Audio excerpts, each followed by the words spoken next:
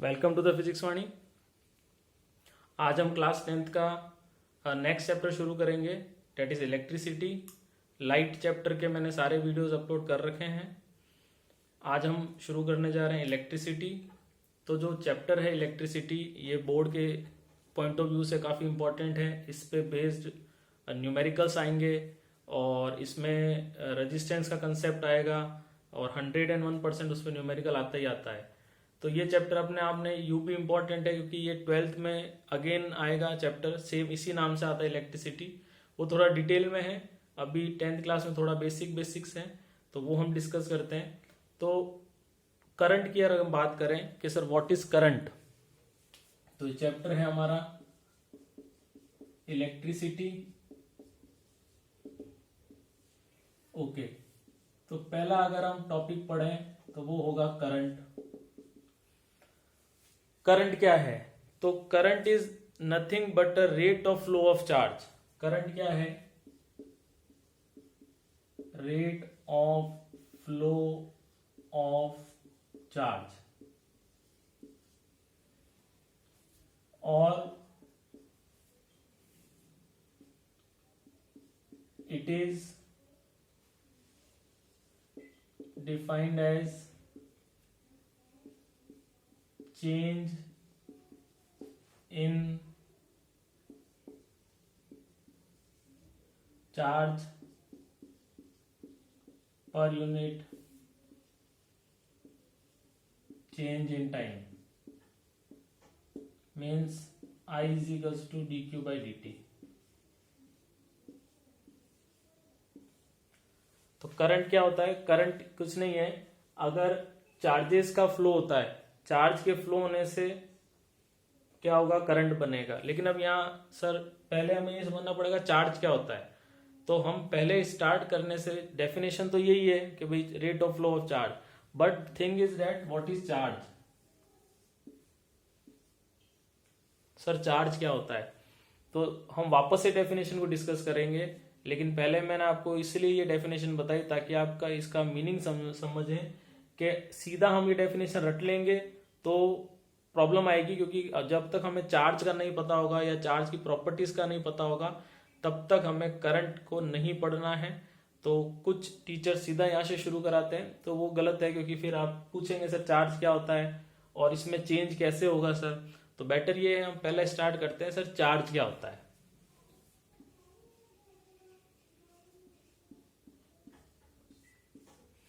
देखिए चार्ज क्या है?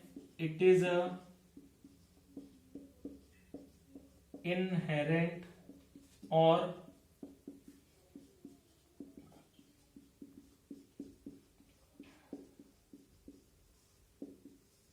intrinsic property of material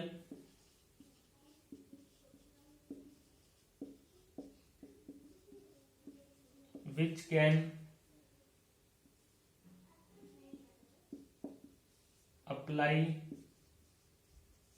force of attraction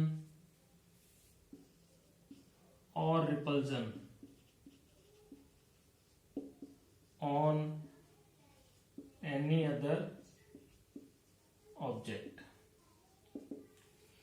ठीक है, देखिए हम ये समझते हैं कि सर कोई भी बॉडी हो, जैसे मार्कर है या ये इंक का है, तो सभी में सर चार्ज है। ठीक है, अपनी बॉडी में भी चार्ज है, लेकिन वो क्या है? एक्टिव नहीं है। एक्टिव मीन्स क्या हुआ सर? सपोज मैं कह रहा हूं ये एक एटम है, ये एक एटम है, दिस इज योर एटम, ये क्या है? एक एटम। अब हमें पता है सर एटम में क्या होता है? प्रोटॉन होता है, न्यूट्रॉन होते हैं और इलेक्ट्रॉन्स होते हैं। ठीक है, सपोज मैं कह रहा हूं ये जो एटम है पहले न्यूट्रल है। क्या है ये? न्यूट्रल।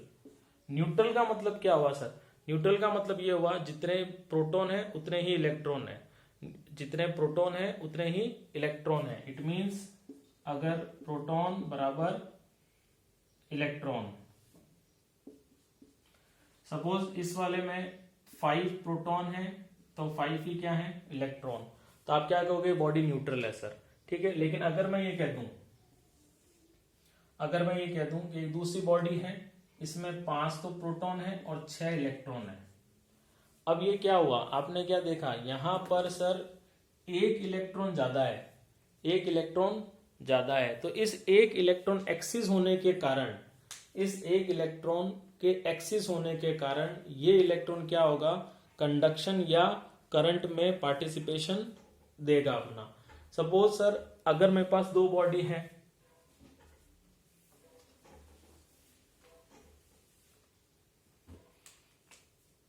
ये बॉडी है ए एंड बी, ये ए है और ये बी है, ठीक है। यहाँ पे 5 प्रोटॉन है, यहाँ पे 5 इलेक्ट्रॉन है, यहाँ पे सपोज 7 प्रोटॉन है और 7 इलेक्ट्रॉन है। तो इनिशियली बोथ आर न्यूट्रल, ठीक है। चार्ज देखिए इसमें भी है, चार्ज इसमें भी है, ठीक है। लेकिन अभी तक क्या है, वो एक्टिवेट नहीं हुए हैं, वो ट्रांसफर नहीं हुए हैं, ठीक है। और ट्रांसफर क्यों होंगे सर, ऐसे बड़े बड़े तो हो नहीं जाएगा। तो हम क्या करेंगे, जब इसको एक्स्ट्रा एनर्जी देंगे बाय एनी मीन्स, अगर मान लीजिए इन दो बॉडीज को मैंने रब किया, आपने देखा भी होगा अपने लाइफ में, जब आप ऐसे हाथ को ऐसे रब करते हैं तो हाथ गर्म हो जाते हैं, ठीक है। पेन से स्केल को अगर आपने बालों से रब करते हो और फिर स्मॉल पीसेज ऑफ पेपर्स के पास ले जाते हो, तो वो जो कागज के टुकड़े हैं, छोटे छोटे टुकड़े हैं, वो क्या होता है, स्केल पे आकर अटैच हो जाता है, चिपक जाते हैं। तो ऐसा हुआ क्या, देखिए initially the scale and your hairs are neutral, ठीक है, दोनों न्यूट्रल है। लेकिन आपने जब दोनों की रबिंग करी, यानी you are giving the extra energy to the two bodies. जब ये एक्स्ट्रा एनर्जी मिली तो चार्जेस यहां से यहां ट्रांसफर हुए। मेरे बात ढंग से सुनना, चार्जेस ट्रांसफर कैसे हुए सर, चार्जेस एक्चुअली, चार्ज तो एक प्रॉपर्टी होता है, लेकिन ट्रांसफर क्या हुआ यहाँ पे, that is electron, electron transfer हुआ। और इलेक्ट्रॉन पे क्या हुआ है, चार्ज बैठा हुआ है। इलेक्ट्रॉन पे हम कहते हैं, इलेक्ट्रॉन का एक मास है, इलेक्ट्रॉन का एक चार्ज है। मास होता है 9.1 इंटू 10⁻³ kg और चार्ज होता है 1.6 into 10⁻19 coulomb. You can not separate this two things from the electron. हम एक इलेक्ट्रॉन से मास और चार्ज को अलग नहीं कर सकते। तो when ever I say the charges are transfer, it means electrons are transfer. Charges अलग से कुछ नहीं होगा, अलग से नहीं ट्रांसफर होगा, वो इलेक्ट्रॉन ट्रांसफर होगा, उसी पर चार्ज बैठा है, तो इट मीन्स क्या हुआ, चार्ज भी ट्रांसफर हुआ। तो इधर देखिए ये दो बॉडी है, अब आपको क्लियरली दिखाई दे रहा है, अगर मैं दोनों को किसी भी प्रकार की एक्स्ट्रा एनर्जी ना दूं या रबिंग नहीं करूं तो ये भी न्यूट्रल कहलाएगा, ये भी न्यूट्रल कहलाएगा। लेकिन अगर मैंने दोनों की रबिंग करी, ठीक है, दोनों की रबिंग करी, तो 101% जहां पे इलेक्ट्रॉन ज्यादा है वहां से कम की तरफ आ जाएंगे। क्यों आएगा, इलेक्ट्रॉन ही क्यों आता है, प्रोटॉन क्यों नहीं आता है? तो दो रीजन है। पहला तो प्रोटॉन जो है वो बहुत भारी होता है इलेक्ट्रॉन के कंपैरिजन में, ऑलमोस्ट 1837 टाइम्स प्रोटॉन जो है वो हैवियर है देन द इलेक्ट्रॉन। सेकेंड, जो न्यूक्लियर फोर्स होता है, क्योंकि हमें पता है एटम के अंदर न्यूक्लियस, और न्यूक्लियस के अंदर क्या होता है, प्रोटॉन, जबकि इलेक्ट्रॉन तो क्या होते हैं, बाहर घूमते हैं ऑर्बिट में, ये इलेक्ट्रॉन है। तो जैसे आपने एनर्जी दी, ये इलेक्ट्रॉन बाहर आ जाएगा, ये प्रोटॉन तो बंधा हुआ है, इसमें बहुत ज्यादा फोर्स लग रहा है, लेकिन जो आउटर मोस्ट इलेक्ट्रॉन है, इलेक्ट्रॉन भी कौन से बाहर आते हैं, जो आउटर मोस्ट में, तो जो आउटर मोस्ट इलेक्ट्रॉन है they will get energy and come out of the atom, ये बाहर आ जाएंगे, इजीली बाहर आ जाएंगे, क्योंकि इन पर न्यूक्लियर फोर्स नहीं है। तो अगर मैं इन दोनों बॉडीज को रब करूं तो हमें क्या दिख रहा है, देखो यहाँ पे 7 प्रोटॉन है, 7 इलेक्ट्रॉन है, यहाँ पे क्या है 5। तो इलेक्ट्रॉन कहां से कहां ट्रांसफर होगा, हाइयर कंसंट्रेशन से लोअर कंसंट्रेशन की तरफ। तो हाइयर कंसंट्रेशन कहां है, यहां है, तो यहां से क्या होगा, एक इलेक्ट्रॉन सपोज यहां आ गया, कहां आ गया, यहां, तो यहां इलेक्ट्रॉन कितने हो गए, 5 की जगह कितने हो गए, 6 हो गए, यहां कितने हो गए, 6। अब देखिए इलेक्ट्रॉन की कंसंट्रेशन बराबर हो गई। जब कंसंट्रेशन इलेक्ट्रॉन की, प्रोटॉन से हमें नहीं लेता, कोई भी हमारा प्रोटॉन से कोई कंसर्न नहीं है, अब प्रोटॉन ट्रांसफर नहीं होगा, इलेक्ट्रॉन ट्रांसफर होगा। तो हमने यहाँ क्या देखा कि अब कंसंट्रेशन ऑफ इलेक्ट्रॉन सेम हो गई है, अब ट्रांसफर जो है रुक जाएगा अगर बॉडी सेम कंपोजिशन की है और मटेरियल सेम है। तो यहाँ पे सर दोनों कंसंट्रेशन बराबर हो गया। लेकिन अब आपने एक चीज नोटिस करी होगी, देखिए सर यहां अब प्रोटॉन ज्यादा हो गए और इलेक्ट्रॉन कम हो गए। प्रोटॉन ज्यादा यानी इधर P is greater than E, और इधर क्या हुआ, E is greater than P। Yes और नो? ओके, अब देखिए जब E ज्यादा है P से, इट मीन्स क्या हुआ, इस वाली बॉडी ने तो क्या किया, इलेक्ट्रॉन को गेन किया, और इस वाली बॉडी ने क्या किया, इलेक्ट्रॉन को लूज किया। तो जब इलेक्ट्रॉन लूज होगा यानी वहां पे प्रोटॉन की संख्या ज्यादा आ जाएगी, प्रोटॉन के नंबर ज्यादा हो जाएंगे, तो वो बॉडी तो क्या कहलाएगा, positively charge body, positively charge body. और जिस बॉडी ने इलेक्ट्रॉन को गेन किया है वो क्या कहलाएगा, नेगेटिवली चार्ज बॉडी।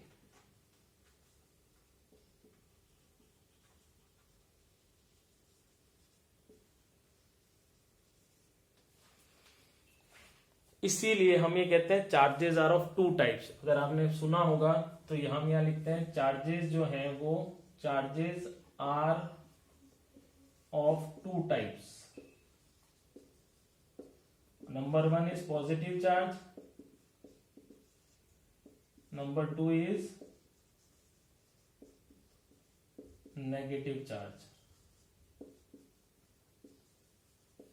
तो ये जो पॉजिटिव नेगेटिव चार्ज का मतलब ही है, पॉजिटिव चार्ज का मतलब है इलेक्ट्रॉन वहां से निकले हैं, नेगेटिव चार्ज का मतलब है उस बॉडी में इलेक्ट्रॉन आए हैं। इलेक्ट्रॉन का ट्रांसफर होना ही चार्ज का ट्रांसफर कहलाता है। तो हमने डेफिनेशन लिखी है, इनहेरेंट यानी हम एक्स्ट्रा तो दे नहीं रहे हैं, ये तो हर बॉडी में होते हैं। इंट्रेंसिक मतलब प्योर, प्रॉपर्टी है ये of a material which can apply. अब देखो जब हमने अभी कहा फोर्स ऑफ अट्रैक्शन, तो अभी मैंने एग्जांपल दिया आपको कि स्केल को रब करोगे तो स्केल में अट्रैक्शन पावर आ गई, पहले नहीं थी लेकिन आ गई। क्यों आई, क्योंकि आपने उसको एक्स्ट्रा एनर्जी दी। एक्स्ट्रा एनर्जी से क्या हुआ सर, एक्स्ट्रा एनर्जी से क्या हुआ, आपने चार्जेस का ट्रांसफर। चार्जेस का ट्रांसफर का मतलब है आपने इलेक्ट्रॉन का ट्रांसफर शुरू कर दिया है। ओके, अब देखिए हम करंट की डेफिनेशन वापस डिस्कस करेंगे, लेकिन थोड़ा चार्जेस के बारे में और डिस्कस करते हैं।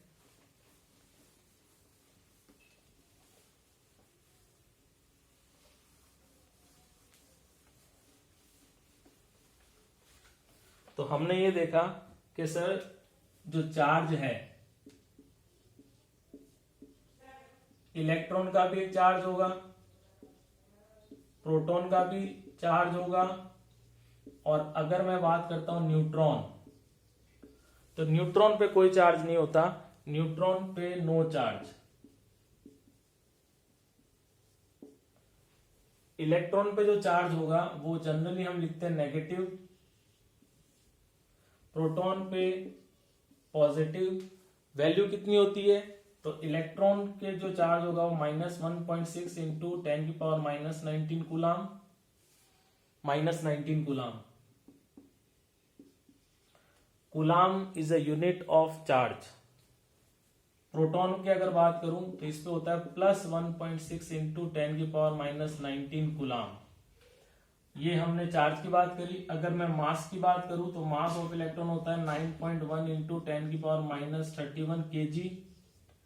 प्रोटॉन के मास की अगर बात करूं तो ये आएगा 1.6 इंटू 10⁻27 kg। तो आप देख सकते हो यहां से -27 और ये -31, तो ये हैवियर है। कितना हैवियर है, तो 1837 टाइम्स हैवियर होता है।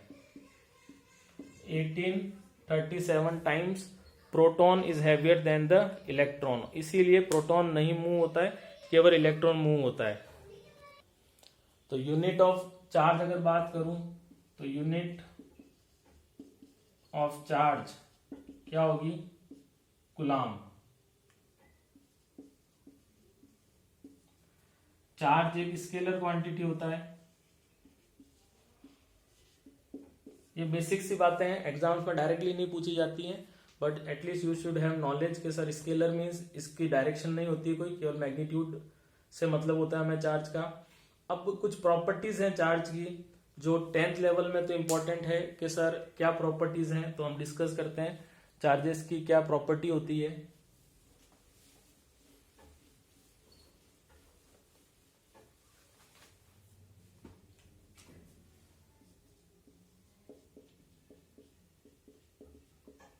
Properties of charges.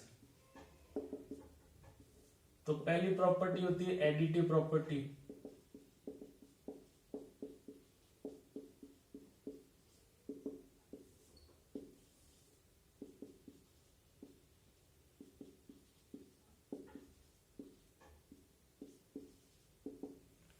Additive property क्या कहता है? The total charge present on any body या the total charge of a body is equals to the sum of individual charges present in that body. अगर मान लीजिए एक बॉडी है, उसमें जैसा कि मैंने बनाया 3 चार्जेस बनाए Q1, Q2 और Q3, और मैंने 2 चार्जेस के आगे प्लस लिखा है, एक के आगे माइनस लिखा है, तो जो टोटल Q होगा यानी टोटल चार्ज होगा इस बॉडी का वो क्या हो जाएगा? Q1 plus Q2 minus Q3, यानी विद साइन है, आपको जो ऐड करना है सीधा ऐड करना है, यहाँ वेक्टर लॉ नहीं लगाना है। क्यों नहीं लगाना है? क्योंकि ये स्केलर क्वांटिटी है, तो स्केलर क्वांटिटी तो सीधी है जो ऐड हो जाएगी। तो द टोटल, इसकी लैंग्वेज क्या हो जाएगी? The total charge of a body is equals to sum of individual charges present in that body. Second जो है, second property is very very important, quantization of charge.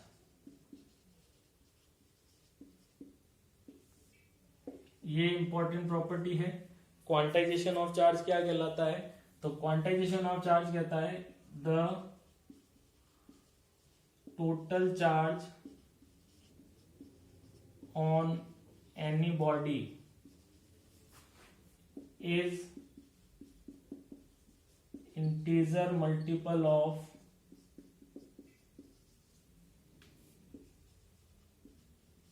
Charge of electron.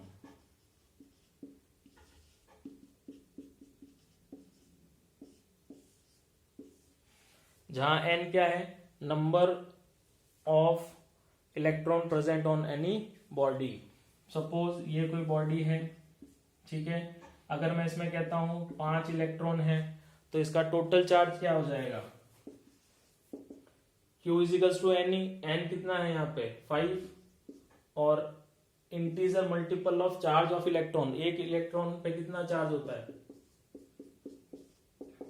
जब हम magnitude लिखते हैं तो minus की जरूरत नहीं है, तो इसको आप सॉल्व कर लीजिए, वो इस पे टोटल चार्ज होगा।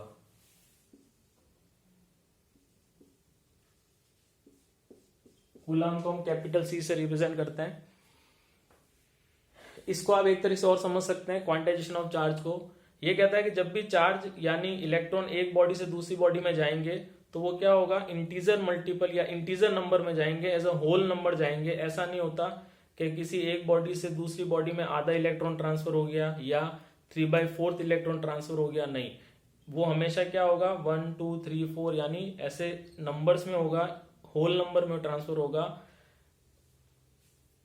ऐसा नहीं है कि एक बॉडी ए है और एक बॉडी बी है तो आपने कह दिया सर यहां से E/2 चार्ज चले गया, ऐसा नहीं होगा, ठीक है। या तो 1 जाएगा, 2 जाएगा, 10 जाएंगे, 1000 जाएंगे, करोड़ जाएंगे, तो वो एक नंबर होगा। ऐसे E/2, E/4 या E/8 ऐसे ट्रांसफर नहीं होता। इसी प्रॉपर्टी को हम कहते हैं क्वांटाइजेशन ऑफ चार्ज। क्वांटा का मतलब होता है पैकेट्स, ठीक है। तो ये प्रॉपर्टी इंपॉर्टेंट है, ठीक है, ये ध्यान रखना। Q इजिकल्स टू N क्या है यहाँ पे? Number of electrons present on any body. और ये जो E लिखा है मैंने, ये क्या है? चार्ज ऑफ 1 इलेक्ट्रॉन, और वो कितना होता है? -1.6 इंटू 10⁻⁻19 कूलम। ये माइनस हम नहीं लिखते हैं, मैग्नीट्यूड की जब हम बात करते हैं तो माइनस लिखने की जरूरत नहीं है, तो ये वाला सही है। थर्ड प्रॉपर्टी की अगर हम बात करें, थर्ड प्रॉपर्टी, तो थर्ड है कंजर्वेशन ऑफ चार्ज। तो कंजर्वेशन ऑफ चार्ज क्या कहता है? Charge can neither be created nor be destroyed, it can only transfers from one body to another body. For example, statement में फिर बोल रहा हूं, charge can neither be created nor be destroyed, it can only transfers from one body to another body. पर जो पूरा system रहेगा वो हमेशा सेम आएगा। देखो एग्जाम्पल से समझाता हूं। सपोज सर ये एक बॉडी है, ये एक दूसरी बॉडी है, यहाँ मान लीजिए A है, ये B है, यहाँ पे मान लीजिए 5 इलेक्ट्रॉन थे और 5 ही प्रोटॉन थे, यहाँ पे 6 इलेक्ट्रॉन थे और 6 ही प्रोटॉन थे। अब मैंने आपको बताया कि दोनों बॉडी को हमने रब किया, रबिंग करी, रबिंग करने से क्या हुआ कि सर इलेक्ट्रॉन एक्साइटेड हो गए, एनर्जी मिली, तो कहाँ से कहाँ जाएंगे? तो हायर कंसंट्रेशन से लोअर की तरफ जाएंगे। यानी यहां से यहां एक इलेक्ट्रॉन आ गया सपोज, ओके। तो पहले बिफोर रबिंग, जब हमने इसको रब नहीं किया था, तो इस पूरे सिस्टम की अगर मैं बात करूं, ये सिस्टम आइसोलेटेड हो गया, तो इस सिस्टम की अगर बात करूं तो इसमें देखिए पहले कितने इलेक्ट्रॉन्स है, तो 5 और 6, कितने इलेक्ट्रॉन्स है, 11, प्रोटॉन भी कितने हैं, 11। अब मैंने क्या किया, इनकी रबिंग करी, यानी अभी तो ये दोनों क्या है, रबिंग नहीं करी। अब जब हमने इसको यहां पे after giving extra energy, extra energy मतलब एक्सटर्नल हमने उसको रबिंग कर कर या इंडक्शन के थ्रू, किसी के भी थ्रू हमने इसको एनर्जी दी, तो अब आपने क्या देखा, ये यहाँ आ गया, यानी अब सीन क्या हो गया या पिक्चर क्या बन गई, यहाँ तो हो गए 6 इलेक्ट्रॉन, प्रोटॉन वही रहे, यहाँ पे क्या हो गया 5 इलेक्ट्रॉन, प्रोटॉन वही रहे। लेकिन अभी भी देखिए इस सिस्टम, ये आइसोलेटेड सिस्टम है, अगर मैं इसकी बात करूं तो इलेक्ट्रॉन कितने अभी भी 11 ही हैं, प्रोटॉन कितने हैं 11 ही हैं। यानी पहले भी सर यही केस था, सॉरी इधर 11, अभी भी यही है। तो इसीलिए कहते हैं कंजर्वेशन का मतलब है कि चार्ज कांस्टेंट ही रहा, बस वो ट्रांसफर हो गया एक बॉडी से दूसरी बॉडी में। फोर्थ प्रॉपर्टी है इफेक्ट ऑफ वेलोसिटी, तो फोर्थ प्रॉपर्टी में यहां लिख देता हूं, effect of velocity on charge. तो इसका आंसर है नो इफेक्ट,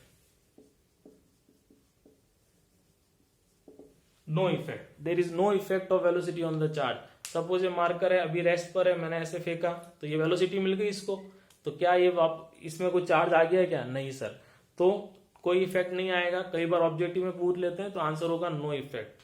तो बेसिकली आज हमने क्या क्या सीखा सर, चार्ज क्या होता है, चार्ज कुछ नहीं है, इलेक्ट्रॉन पे जो इलेक्ट्रॉन का जो चार्ज होता है, और एक इनहेरेंट प्रॉपर्टी होती है, हमें बाहर से नहीं देनी पड़ती है, हर मटेरियल की खुद की प्रॉपर्टी होती है ये।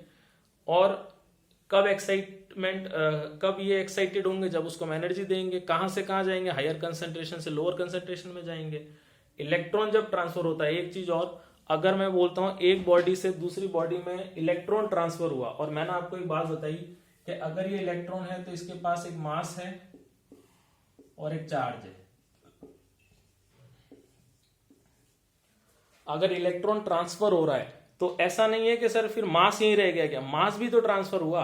यानी अगर मैं पूछता हूं कि पहले देखिए, पहले इसका मास ज्यादा था इससे, अब क्या हुआ, इसका मास ज्यादा हो गया इससे, हाँ या ना, क्योंकि इलेक्ट्रॉन पे सर दोनों चीजें बैठी हुई है, ठीक है, यानी कैप है और इलेक्ट्रॉन एक हेड है, तो कैप है चार्ज और मास, तो अगर ये सर या हेड जाएगा तो 100% सर उसके साथ उसका मास भी ट्रांसफर होगा। तो कई बार ऐसा पूछ लेते हैं क्या मास पे कोई इफेक्ट होता है, तो बिल्कुल सर, मास भी, जिस बॉडी में इलेक्ट्रॉन जा रहा है उस बॉडी के मास को वो इंक्रीज करेगा, ठीक है। नेक्स्ट क्लास में हम वापस से करंट की डेफिनेशन पढ़ेंगे और ये देखेंगे कि सर व्हाट इज करंट, और सर उसको कैसे हम रिप्रेजेंट करते हैं, उसकी यूनिट क्या होती है, सर्किट्स क्या होते हैं, बहुत सारी चीजें नेक्स्ट क्लास में डिस्कस करेंगे। Thank you.